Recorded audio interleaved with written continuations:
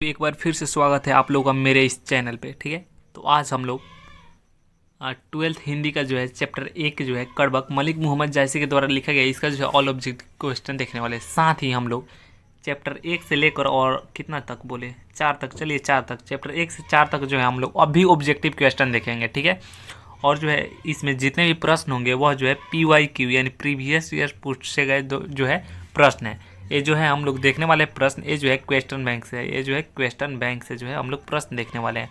इसमें जितने भी प्रश्न है वो सभी प्रश्न जो है किसी न किसी वर्ष जो है एग्जाम में, बोर्ड एग्जाम में पूछा हुआ है।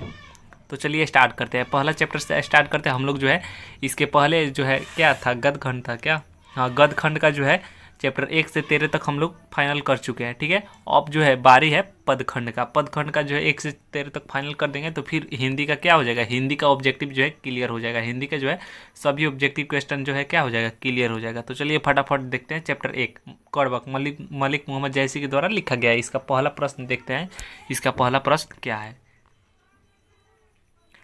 पहला प्रश्न है, जायसी किस शाखा के कवि है। बोल रहा है जायसी किस शाखा के कवि है। जायसी जो है कृष्ण मार्गी है। जायसी किस शाखा के कवि है, कृष्ण मार्गी। अगला प्रश्न है, कड़बक किसकी रचना है। कड़बक जो है मलिक मोहम्मद जायसी की रचना है। अगला प्रश्न है, पद्मावत किसकी रचना है। पद्मावत जो है मलिक मोहम्मद जायसी की रचना है। पद्मावत किसकी रचना है, मलिक मोहम्मद जायसी की रचना है। अगला प्रश्न देखिए, मलिक मोहम्मद जायसी कवि है। बोल रहा है मलिक मोहम्मद जायसी जो है कैसे कवि है। तो मलिक मोहम्मद जायसी जो है प्रेम के पीर के कवि है। मलिक मोहम्मद जायसी कैसे कवि है, प्रेम के पीर के कवि। अगला प्रश्न देखिए, जायसी रचित पद्मावत की भाषा क्या है। जायसी रचित पद्मावत की भाषा जो है अवधी है। जायसी रचित पद्मावत की भाषा अवधी है। अगला प्रश्न है, रतन सेन कहाँ के नरेश थे। बोल रहा है रतन सेन कहाँ के नरेश थे। तो चित्तौड़ के नरेश कौन थे, रतन सेन थे।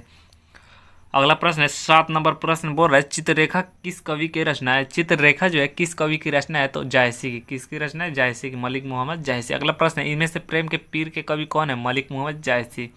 अगला प्रश्न है, जायसी की रचना निम्न में से कौन है। तो कौन है, कड़बक।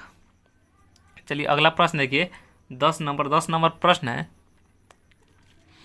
किन्होंने प्रायः लंबी कविताएं ही लिखी है। बोला किन्होंने प्रायः लंबी कविताएं ही लिखी है। तो जायसी जो है यह प्रायः लंबी कविताएं लिखते थे। अगला प्रश्न देखिए, जायसी किस भाषा के कवि थे। बोला जायसी किस भाषा के कवि थे। तो अवधी। जायसी किस भाषा के कवि थे, अवधी भाषा के जो है जायसी जो है कवि है, अवधी भाषा के। ठीक है, 2024 में जो है एक ही प्रश्न पूछा गया चैप्टर 1 से जो है 2024 में मात्र एक ही प्रश्न आया था कि जायसी किस भाषा के कवि थे। चलिए दूसरा चैप्टर हम लोग देखते हैं, सूरदास के पद।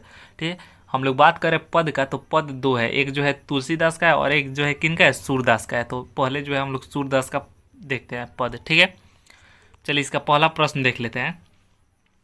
और है सूरदास किस भाषा के कवि है। प्रश्न जो है 3 बार पूछा गया है, 2018, 21 और 22 में। ठीक है, सूरदास किस भाषा के कवि है। बोल रहा है सूरदास किस भाषा के कवि है। तो सूरदास किस भाषा के कवि है, सूरदास जो है ब्रज भाषा के कवि है। किस भाषा के कवि है, ब्रज भाषा के। अगला प्रश्न है, सूरसागर के कवि कौन है। सूरसागर के कवि कौन है। सूरसागर के कवि जो है सूरदास है। सूरसागर के कवि कौन है, सूरदास है। अगला प्रश्न है, सूरदास के दीक्षा गुरु कौन है। बोल रहा है सूरदास के दीक्षा गुरु कौन है। तो वल्लभाचार्य जो है सूरदास के दीक्षा गुरु है, वल्लभाचार्य। अगला प्रश्न देखिए 4 नंबर प्रश्न है, हिंदी साहित्य का सूर्य किसे कहा जाता है। बोल रहा है हिंदी साहित्य का सूर्य किसे कहा जाता है। तो सूरदास को जो है हिंदी साहित्य का सूर्य कहा जाता है। सूरदास को क्या कहा जाता है, हिंदी साहित्य का सूर्य कहा जाता है। अगला प्रश्न देखिए, जागिए ब्रज राजकुंवर कमल कुसुम फूले, यह पंक्ति जो है किस शीर्षक कविता से है। तो सूरदास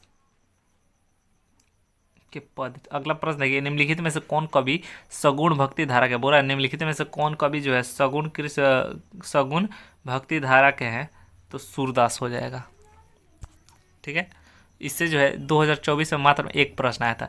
चैप्टर 1 से जो है एक प्रश्न पूछा गया था और चैप्टर 2 से जो है कितना प्रश्न पूछा गया, तो एक ही प्रश्न पूछा गया। यानी 1 और 2 चैप्टर जो क्लियर करके गया होगा मात्र उसको 2 ही प्रश्न परीक्षा में देखने को मिला होगा 2024 में।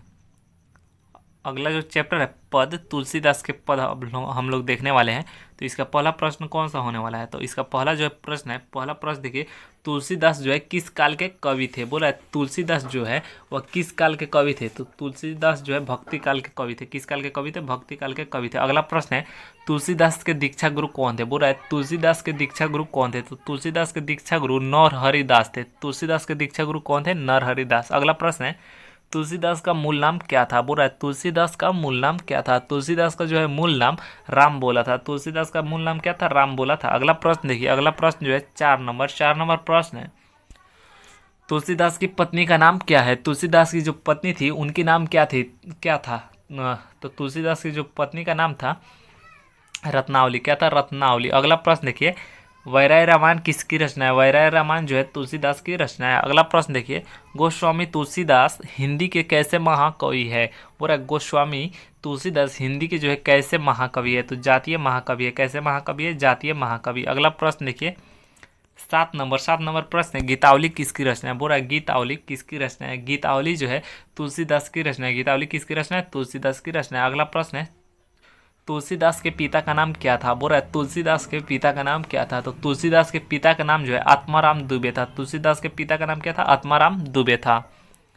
अगला प्रश्न है 9 नंबर, हिंदी का समन्वयवादी कवि किसे माना जाता है? बोल रहा है हिंदी का समन्वयवादी कवि किसे माना जाता है? तो हिंदी का समन्वयवादी कवि जो है तुलसीदास को माना जाता है। किसको माना जाता है? तुलसीदास को। अगला प्रश्न है हिंदी का समन्वयवादी कवि किसे माना जाता है? दोनों प्रश्न सेम है क्या? सेम है। अच्छा, इसमें तुलसीदास ना देकर जो है राम बोला दे दिया है। ठीक है, राम बोला दे दिया, इसको आप ध्यान में रखिएगा। तुलसीदास का जो है बचपन का नाम, मूल नाम क्या था? मूल नाम राम बोला था। अगला प्रश्न है तुलसीदास का सर्वश्रेष्ठ महाकाव्य कौन है? बोला है तुलसीदास का सर्वश्रेष्ठ महाकाव्य कौन सा है? तुलसीदास का जो सर्वश्रेष्ठ महाकाव्य जो है रामचरितमानस है। क्या है? रामचरितमानस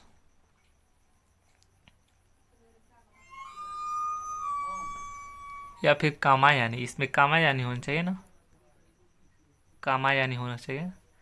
इसका आप लोग प्रश्न 11 का जो है क्वेश्चन नंबर 11 का जो है आप आंसर कमेंट कीजिएगा। क होगा या फिर ग होगा? ठीक है, ए होगा या फिर सी होगा? चलिए अगला प्रश्न देखिए, नाम लय भरे उधर एक प्रभु दासी दास कहाई, यह पंक्ति किस शीर्षक कविता में है? तो तुलसीदास के पद में जो है यह मिलेगा। अगला प्रश्न है किस कवि का मूल नाम राम बोला है? तो तुलसीदास का।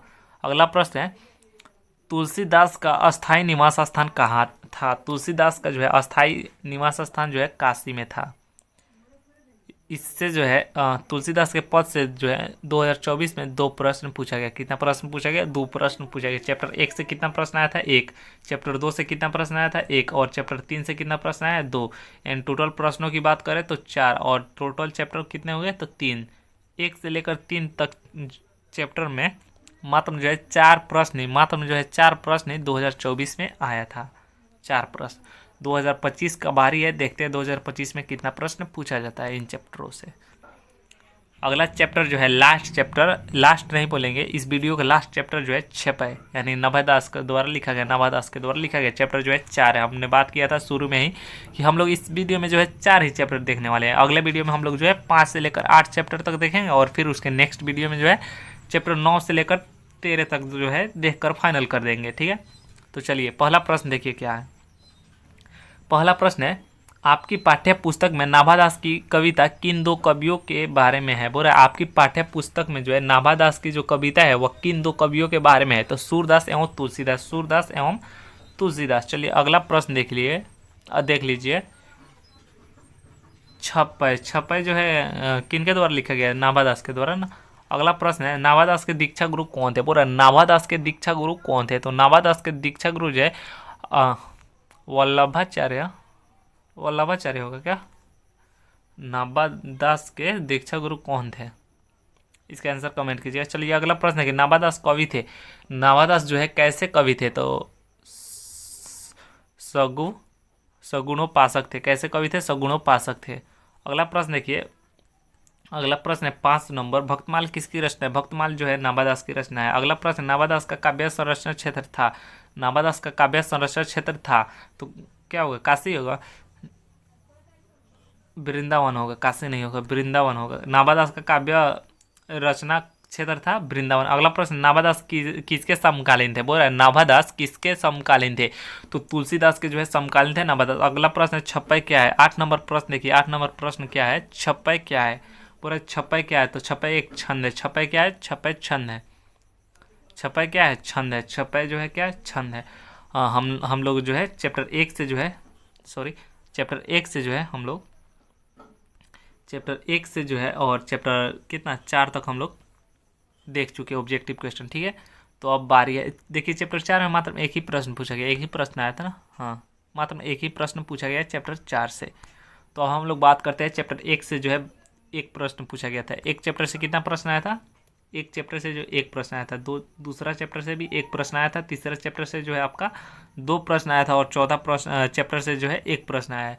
टोटल प्रश्नों की बात करें हम लोग, टोटल प्रश्नों की बात करें तो देखिए कितना प्रश्न हो रहा है, 1 1 2 और 2 4 1 5, यानी चैप्टर 1 से लेकर चैप्टर 5 तक जो तैयारी करके गया होगा उसको मात्र एग्ज़ाम हॉल में 2024 में 5 प्रश्न ही देखने को मिले होंगे, ठीक है।